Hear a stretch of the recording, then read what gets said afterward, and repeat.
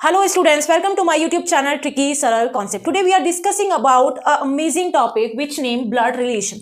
अब blood relation के question अक्सर आपने मेनी टाइप ऑफ एग्जाम्स में देखे होंगे. ये क्वेश्चन वैरायटी ऑफ टाइप में आपसे एग्जाम में पूछा जाता है. अब इन क्वेश्चन को सॉल्व करने के लिए आप किस टेक्निक का यूज करेंगे, किन ट्रिक्स को यूज करेंगे और किस तरह से उन क्वेश्चन को सॉल्व करने का पैटर्न यूज करेंगे, हम वो देखने वाले हैं. अब उन सबको देखने से पहले हमें ब्लड रिलेशन के बेसिक कॉन्सेप्ट्स को जानना बहुत जरूरी है. तो आज हम बेसिक कॉन्सेप्ट की बात करने वाले हैं. तो चलिए देखते हैं. अब ब्लड रिलेशन में जो भी फादर साइड के रिलेशन होंगे, from father side, all these relations are the relation paternal type. और जो भी रिलेशंस मदर साइड के होंगे, कौन सी साइड से? मदर साइड से. जस्ट लाइक नाना, नानी, मौसी एंड मेनी मोर. वो सब रिलेशंस क्या होंगे? मैटरनल टाइप के होंगे. किस टाइप के होंगे? मैटरनल टाइप के. अब यहां पर हमारे पास different type of variety of type of questions पूछे जाते हैं. किस टाइप के? हम वो देखते हैं. तो सबसे पहले हम बात करेंगे कौन से टाइप के क्वेश्चन पूछे जाते हैं. तो हमसे 3 टाइप के क्वेश्चन पूछे जाते हैं. 3 टाइप के क्वेश्चन पूछे जाते हैं. कौन कौन से? फर्स्ट हमसे पूछा जाता है कोडेड रिलेशनशिप. ओके. सेकेंड हमसे पजल्स के बेस पे ब्लड रिलेशन के क्वेश्चन पूछ लिए जाते हैं. थर्ड हमसे पूछा जाता है पॉइंटिंग फॉर्म में. जब भी आप क्वेश्चन देखेंगे ब्लड रिलेशन के, वो इन 3 फॉर्मेट में आपको एग्जाम में मिलेंगे.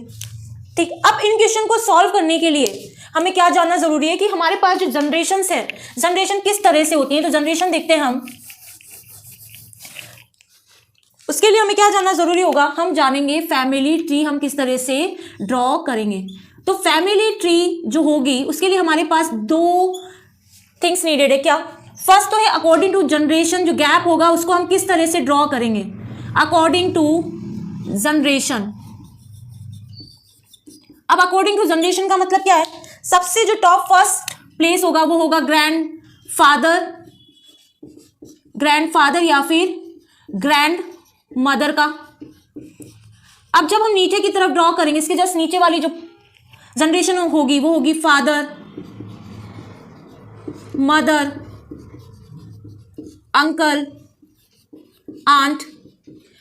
अब यहां पर जो भी फादर और मदर का रिलेशन होगा, हमने देखा था फादर साइड के रिलेशन के लिए हम क्या यूज करें बच्चों?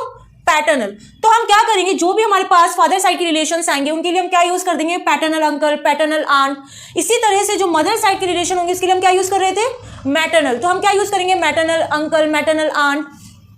जैसे ही हम थर्ड जनरेशन में जाते हैं, हमारे पास आते हैं son, daughter, cousin, son in law, daughter in law. वो सब किस में आएंगे? थर्ड जनरेशन में आएंगे. अगर हम फोर्थ जनरेशन की बात करें तो फोर्थ जनरेशन में हमारे पास आ जाएंगे grand son and grand daughter. अब ये हो गई हमारे पास 4th जनरेशन. इसका हम यूज कहां पे करेंगे? जो क्वेश्चन हमसे पूछा जाएगा ब्लड रिलेशन के बेस पर, वहां पर हम इन 4 जनरेशन का यूज करेंगे.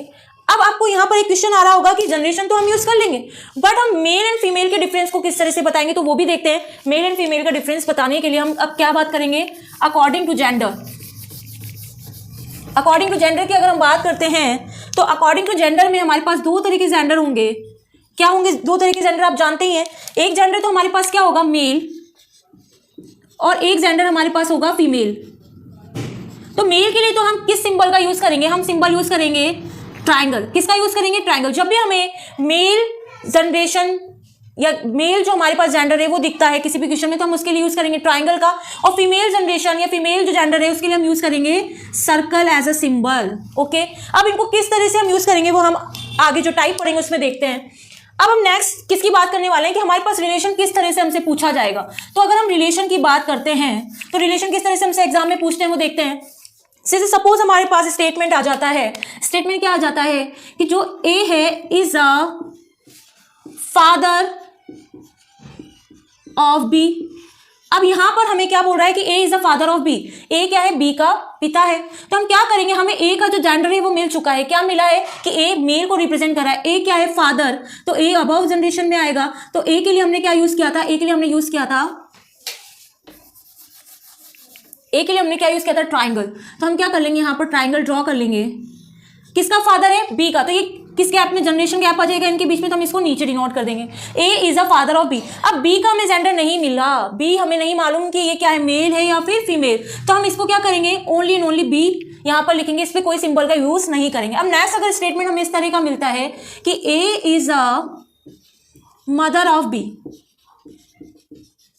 A is a mother of B, A B की माता है, तो हम क्या बोल रहे हैं यहाँ पर, ए का हमें जेंडर फाइंड आउट हो चुका है, ए क्या है, फीमेल। तो हम क्या करेंगे, ए लिखेंगे और इस पर क्या करेंगे, एक सर्कल का सिंबल बना देंगे, तो हमें यहाँ पर मालूम पड़ गया ए क्या है, फीमेल जेंडर है। अब बी क्या है, A is a mother of B, तो हम क्या करेंगे, बी को नीचे डिनोट करेंगे, क्योंकि बी क्या है, ए का या तो सन भी हो सकता है या फिर डॉटर भी हो सकती है, तो हम बी पर कोई भी सिंबल यूज नहीं करेंगे। तो ये तो बात होगी फादर एंड मदर की।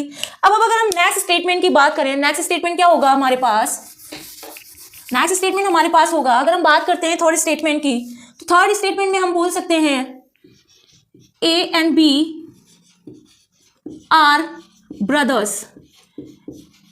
ए एंड बी क्या है, भाई हैं, हमें दोनों का जेंडर यहां पर मालूम पड़ गया, A and B are brothers. तो हम यहां पर क्या करेंगे, A and B same generation gap में है, क्योंकि क्या है, वो ब्रदर एंड सिस्टर है, तो वो सेम जनरेशन में आएंगे। तो हम यहां पर क्या करेंगे, ब्रदर्स है तो ब्रदर्स के लिए हमने क्या किया था, ट्राइंगल का यूज किया था, तो हम दोनों पर क्या कर देंगे, ट्राइंगल को ड्रॉ कर देंगे। इसी तरह से अगर हमें ब्रदर की जगह बोल दिया जाए A and B are sisters, तो हम क्या करेंगे, दोनों के लिए हमें जेंडर मालूम पड़ गया, तो हम क्या करेंगे, दोनों सेम जनरेशन गैप में हम सेम लाइन में उनको लिख देंगे और उन पर क्या ड्रॉ कर देंगे, सर्कल को ड्रॉ कर देंगे। तो ये जो है ये किसको रिप्रेजेंट कर रहा है बच्चों, A and B are sisters. Next statement की अगर हम बात करते हैं, नेक्स्ट स्टेटमेंट है हमारे पास,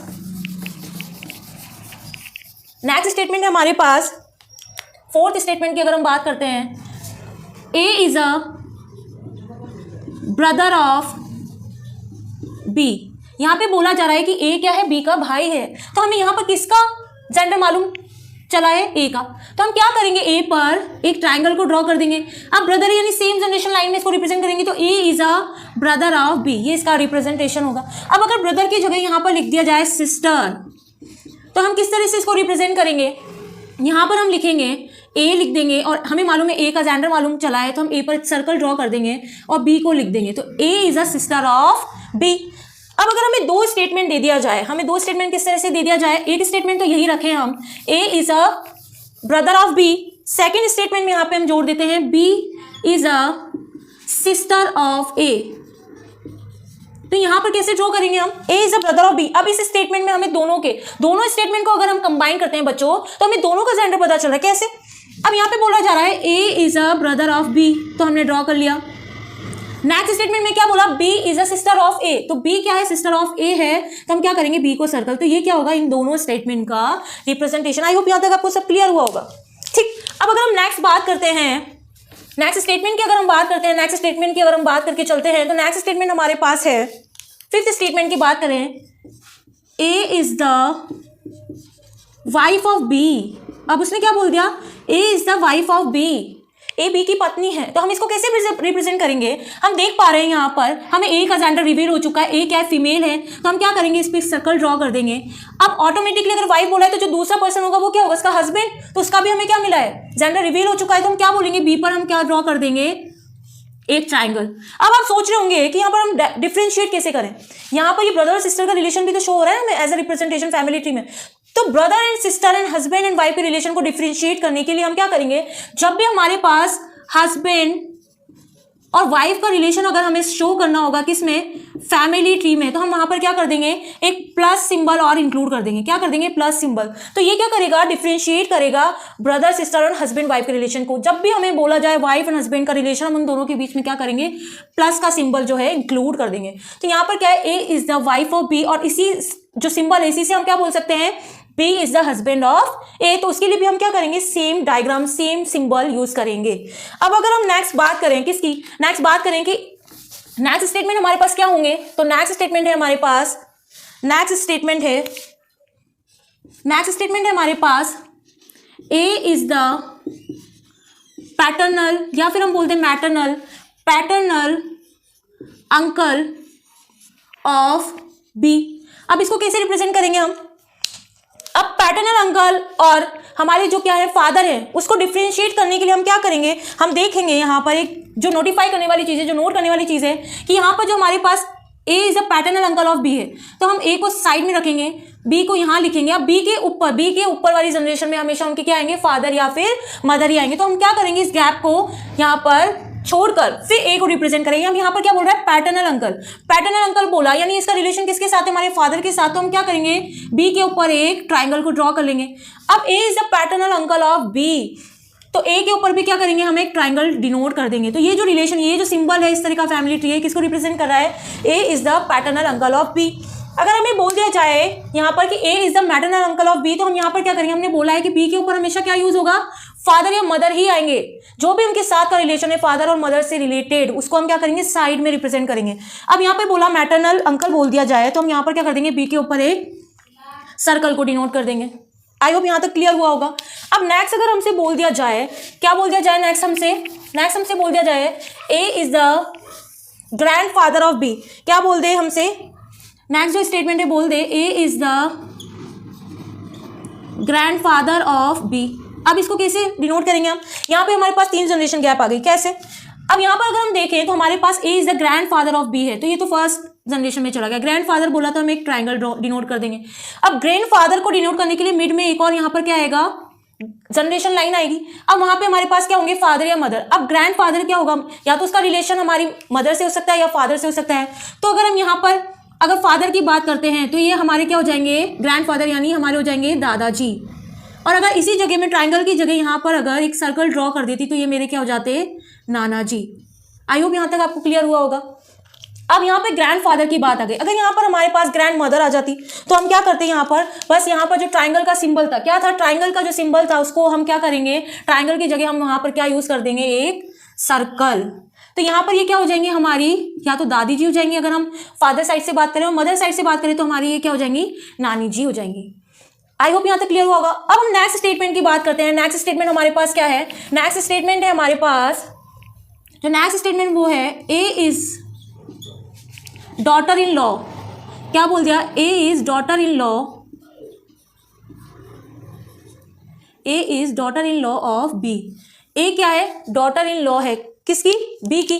तो हम यहाँ पर क्या करेंगे, यहाँ पर इसको हम कैसे रिप्रेजेंट करेंगे, A is daughter in law of B को रिप्रेजेंट करने के लिए हमें क्या करना होगा, यहाँ पर daughter in law of B. A क्या है, daughter in law of B. तो हम क्या करेंगे, बी को यहाँ पर डिनोट करेंगे। डॉटर इन लॉ बोला, डॉटर इन लॉ बोला यानी यहाँ पर क्या होगा, ए के ऊपर एक सर्कल आएगा। अब ये डॉटर इन लॉ कब होगी, जब ये क्या होगी, इनके सन की क्या होगी, वाइफ होगी। तो हमने यहाँ पर क्या किया, प्लस का सिंबल यूज किया। तो ये क्या है, इस डायग्राम, इसका रिप्रेजेंटेशन।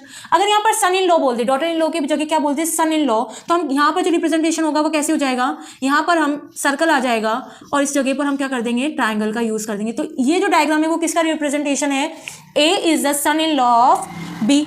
आई होप यहाँ तक आपको सारे स्टेटमेंट क्लियर हुए होंगे। जो भी बेसिक कॉन्सेप्ट थे, जो भी हमारे पास ब्लड रिलेशन से रिलेटेड जो भी बेसिक कॉन्सेप्ट थे वो हमने आज जान लिए।